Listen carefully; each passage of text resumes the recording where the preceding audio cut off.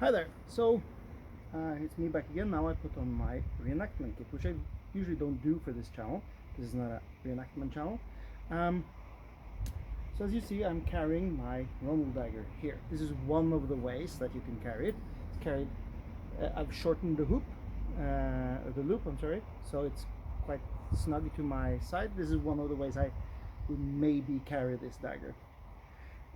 Anyway. What this means is that, and the reason I put on my kit is because it illustrates easier where the natural waist is. And as you can see, it is about the point of my belly button. So this is where the dagger would have been carried. And the reason I think this is important is because it tells you something about how you draw your dagger. Because where you have it dictates how you draw it, and that again dictates what guards you enter, and from there what you use it. And remember that if you saw yesterday's video, I talked about the fact that the edge is backward. Now one of the things that actually means is that when I draw this, the edge is automatically down. There's nothing wrong with that. It's one of the maybe I would prefer that, but it means it doesn't come up edge front. Means I cannot cut like this, for example, even if I have an edge. So it means my edge is for cutting in. Useful enough, but most importantly for this context is that it dictates it. So secondly, as you see, my at this point, to go to Unterhut from this position would require me to go all the way in here. Right? Or if I have, I'm just gonna look carefully so I don't stab myself in the process here. Yeah. So if I put my right foot in front, so if I'm here and I want to draw this, and in order to come to Unterhut, I am here. Right. That was a bit easier when I had my right good leg in front. When I have my back leg, it was more difficult. Again, not trying to stab myself. Yep. So let's look at Mittelhut. Relatively easy, but as you see, I was kind of connecting a bit with the sheath. Now, of course, if I practice this more, I will be better at it. But still, this would be a something that could happen. If I was to do this from this position, you see, I would have to kind of draw it forward in order to bring it backward. That means that, and it's the same. Even if I wanted to thrust from this position, it would be very awkward. And that's what I meant about even if I don't wanna, even if I want to attack as part of my movement, I have to bring it, I have to charge it somehow, charge the movement so that I actually do something, come into a position where I can deliver. So actually the most useful way, I think, is actually to just bring it straight up. That's where it's the most useful. And probably why Oberhut was really, really popular. So Oberhut is perhaps one of my most, would be my go. If I carried my dagger like this, I would almost exclusively go to Oberhut. Now Oberhut is perhaps also the most natural of the guards, because lifting your hand up when you want to stab something or someone is very natural. So I'm going to change this a bit, and I'll show you the other how it plays with the other ways of hanging it. All right. So as you might now be able to see, I'm carrying it kind of in the loops or hoops of my bag. This is something which is seen in the artwork, and is something that Todd talked about, and what I experienced just before this starting the camera. So if you lean forward, it might fall out, right? Because it's carried horizontally. So in this case, you might want to have like a hoop over to keep it in place. That will slow down your draw.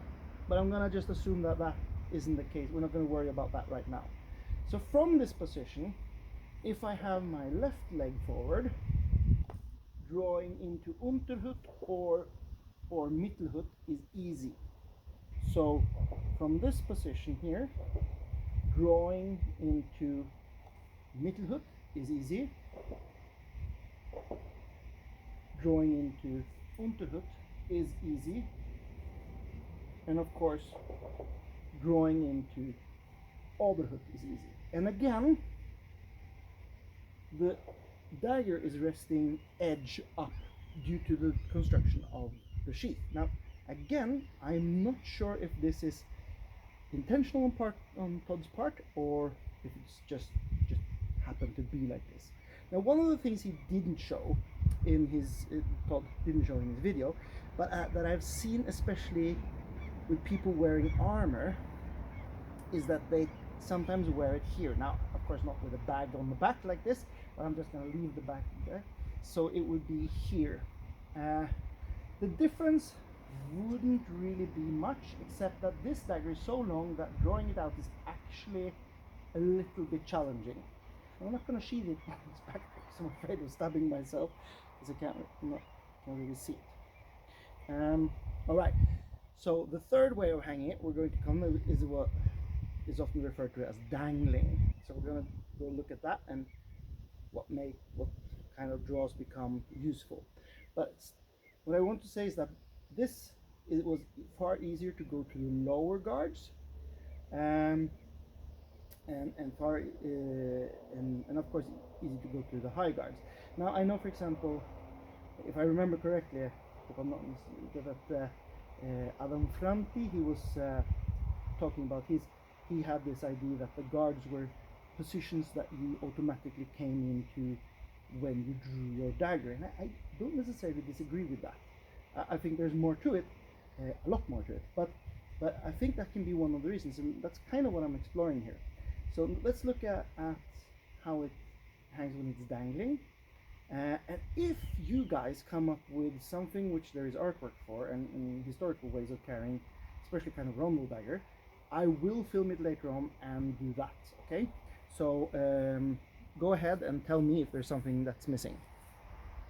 Okay, I don't know if you can see this, but right now it's dangling somewhat freely. I'm going to show you one more way of doing it where we dangle even lower. I will feel like a Western cowboy, but at this point it's dangling more freely. And as Todd pointed out, this is useful if your job is one of manual labor or physical in nature. If you have lots of other things to do, the good thing about this is that it kind of automatically dangles away from where, otherwise if it's very stiff like this, then you run the risk of sitting on your blade, which is not good for the blade and it might not be good for you.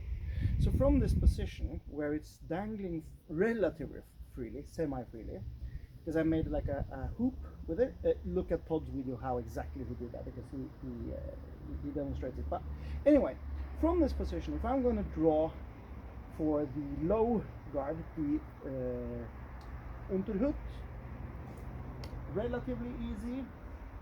One guard I actually didn't use at all so far is the Kreuzhut, but I don't think that there's any difference between an Unterhut and a Kreuzhut. I'll demonstrate it just for fun in a moment. So I do the Mittelhut, yeah, pretty okay. Remember, I'm now back leg, which changes a little bit, and now I'll go up, which is very easy. Okay, let's take a little bit peek at the Kreuzhut, because it's a little bit easier if I draw it from this side. You see, from this side, because the edge is up, I wouldn't really go to Kreuzhut, because Kreuzhut, you should support the back of the blades here. I don't want to do this here, so I wouldn't really be in Kreuzhut here. If I was, would kind of like put my hand closer to this rather than on the blade. Alright, so semi-dangling, all of the guards are equally easy, because the back of the blade is pointing forward. Going into Kreuzhut is something I generally won't do. Now you see what I mean by and I didn't think about this before I drew the dagger. How you carry it changes what you can do. So your Kreuzhut is kind of out of the window if you're carrying back forward. Interesting. Means that, for example, if you're doing Fiore, I don't know, but this is one of his most popular guards. I think it's almost the only one, there might be one other, but he does a lot. This one, it just would be not possible in this one. I absolutely wouldn't do that. With carrying, if I had a sheath like this, again, might be just a coincidence. So I'm going to loosen it even more and see how that works. Now I had to adjust the camera because now you can see it's hanging really low. Try to move a little bit out. It's hanging extremely freely here. Now one thing is that I would probably have to put a hoop on it, because the moment it comes like this, it will fall out and drop on my toe if I'm lucky with the rondel. If I'm unlucky with this point, it's really, really a terrible idea. But anyway, from this position, if I'm drawing, you see, it kind of follows me, so my draw actually becomes a bit slower. Alright? Also, sheathing it becomes more of a nightmare, but that's another thing. You see, all of them become slower from this, because of the nature of the hoop here, it tends to follow a little bit. Now, if you're not in the business of drawing your dagger in self-defense, or you know, you just want to carry it, this is quite comfortable. There's nothing bad about this. If I had a hoop around here, I think that if I was going to go about my day, this would probably be a lot more comfortable way of carrying it. And remember that most people, most of the time, didn't fight. Even men-at-arms spend just look at modern soldiers. Even when they're at war, 99% of their time is spent doing completely other things than fighting. So fighting is a very, very little part of your day, and especially compared to how much attention we give it. But again, drawing your dagger from a dangling position is actually more difficult, even if it's perhaps more practical.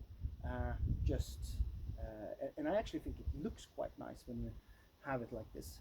It kind of makes the aesthetics more akin to a sword, because this is where perhaps you would carry a sword. But anyway, one of the ways that, not necessarily for a rondel dagger, but which is very common, is actually to carry, if you have especially if you have a bollock dagger, to carry it in front here.